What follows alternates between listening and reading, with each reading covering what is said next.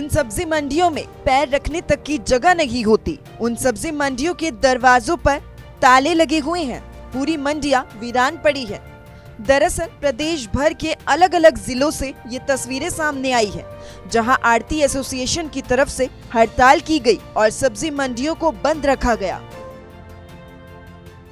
हमारी मांगे ये है जी, सरकार के आगे हमारी कोई सरकार से लड़ाई नहीं है, हम अपना हक के लिए लड़ रहे हैं।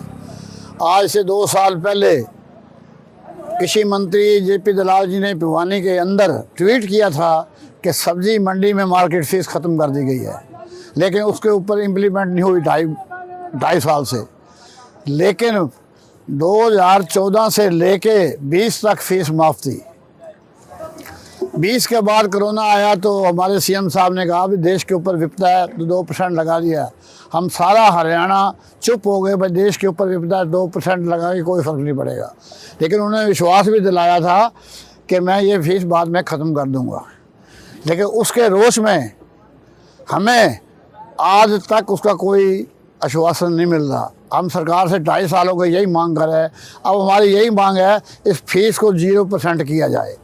दरअसल हरियाणा सरकार द्वारा सब्जी मंडी आढ़तियों पर लगाए गए नए टैक्स और एडवांस टैक्स के विरोध में पूरे हरियाणा की सब्जी मंडियां बंद रही।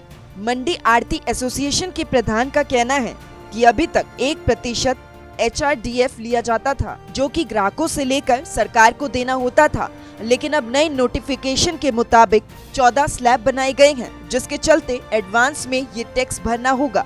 अगर पूरे साल काम कम होता है तो पैसा वापस का कोई प्रावधान भी नहीं है। अगर कम ज्यादा होता है तो उसी मुताबिक और टैक्स देना होगा। तो आज संकेतिक धरना है आज के लिए। क्या फिर भी बात नहीं मानते तो फिर क्या करोगे? नहीं मानते तो अनिश्चितकालीन हड़ताल पर बैठेंगे। कल हमारी पॉलिटिकल एडवाइजर भारती जी है सीएम साहब के, तो उनसे मीटिंग हुई थी कुरुक्षेत्रा में, तो उन्होंने हमारे को आश्वासन दिया भाई संडे तक सीएम साहब से मीटिंग करके और आपका ये जो भी है सब करवाएंगे। और जिसपे हमारे व्यापार मंडल के जो हरियाणा के चेयरमैन बना रखे हैं अग्रवाल साहब, वो भी बीच में हमारा सेतु का काम कर रहे थे। तो फिर बात नहीं मानती है तो नहीं मानती तो अनिश्चितकालीन हड़ताल पर बैठेंगे। अपने दुकानों की चाबियां सरकार को दे देंगे। आढ़ती एसोसिएशन की तरफ से सरकार को चेतावनी भी दी गई है कि मांगे पूरी नहीं की गई तो अनिश्चितकालीन हड़ताल पर जाएंगे।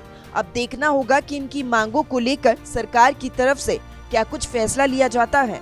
ब्यूरो रिपोर्ट, सूर्य समाचार।